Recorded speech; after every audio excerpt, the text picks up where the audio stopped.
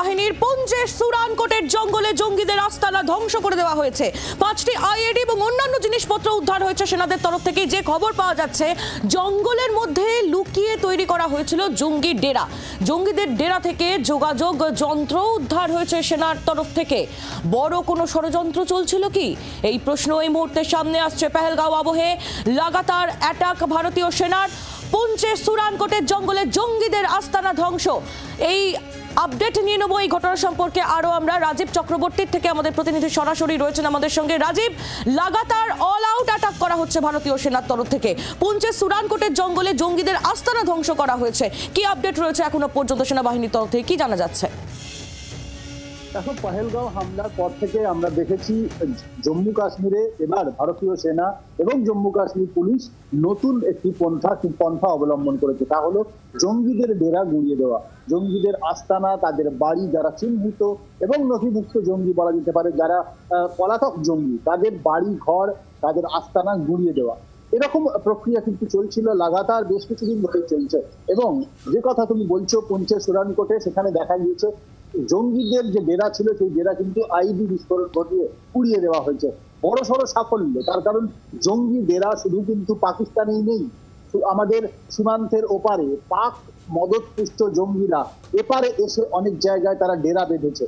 সেই ডেরাগুলিকে গুঁড়িয়ে দেওয়া সব থেকে বড় কাজ, কিন্তু শক্তও কাজ। তার কারণ এই জঙ্গিরা জম্মু কাশ্মীরের সাধারণ মানুষের সঙ্গে, তাদের পোশাকের সঙ্গে, তাদের কথাবার্তার সঙ্গে, তাদের আচরণের সঙ্গে একেবারে নিজেদের খাপ খাইয়ে নেয়। সেক্ষেত্রে অত্যন্ত কঠিন এবং কঠোর এই পদক্ষেপ, কিন্তু সেই পদক্ষেপই ভারতীয় সেনা নিয়েছে এবং পুঞ্চের সুরানকোটে সেখানে বিস্ফোরণ ঘটানো হয়েছে। ঘটিয়ে কিন্তু পুঞ্চের সুরানকোটে সেই জঙ্গি আস্তানা উড়িয়ে দেওয়া হয়েছে, একেবারে ধূলিসাৎ করে দেওয়া হয়েছে।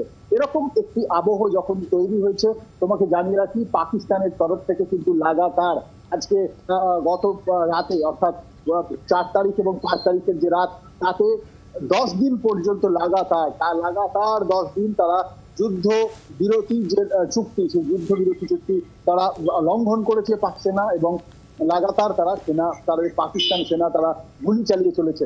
আর এই গুলির জবাব ভারতীয় সেনা একেবারে মুখের উপরে দিয়েছে। এবং এই লড়াইয়ের বলা যেতে পারে যে আবহ তৈরি করছে পাকিস্তান, সেই লড়াইয়ের আবহ তৈরি করার পেছনে পাকিস্তানের নিজস্ব কিছু রাজনীতি থাকতে পারে, তাদের অন্দরের পাকিস্তানের ভেতরের কিছু সমীকরণ থাকতে পারে, কিন্তু আখেরে পাক নাগরিকদের, পাকিস্তানের আম জনতার তাতে কোনো উপকার হবার নয়। তার কারণ পাকিস্তানের নাভিশ্বাস উঠেছে, পাকিস্তান সেনার হাতে অস্ত্র নেই, তাদের হাতে মজুত নেই কোনো গোলা বারুদ।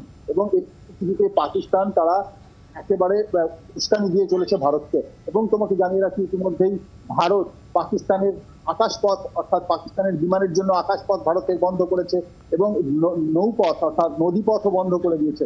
গতকাল পাকিস্তানও ঘোষণা করেছে তারাও ভারতীয় জাহাজকে তাদের এলাকায় ঢুকতে দেবে না। অর্থাৎ ভারত পাক যে উত্তেজনার কথা আমরা বলছি, যে উত্তেজনা বেশ কিছুদিন ধরে চলছে পহেলগাঁও হামলার পরে, সেই হামলার পর থেকে লাগাতার দুই দেশের মধ্যে টানাপোড়েন চলছে।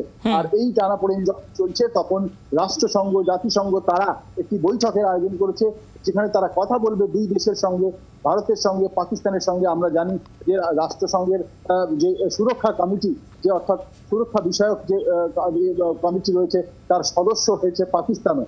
তারা দুই দেশের সঙ্গে কথা বলবে এবং সেক্ষেত্রে ভারতের তরফ থেকে আন্তর্জাতিক এই মঞ্চে একটা বলবার জায়গা থাকবে, কিভাবে পহেলগাঁও হামলা চালানো হয়েছে, কিভাবে পাক যোগ রয়েছে, কিভাবে নিরীহ পর্যটকদের প্রাণ কেড়ে নেওয়া হয়েছে।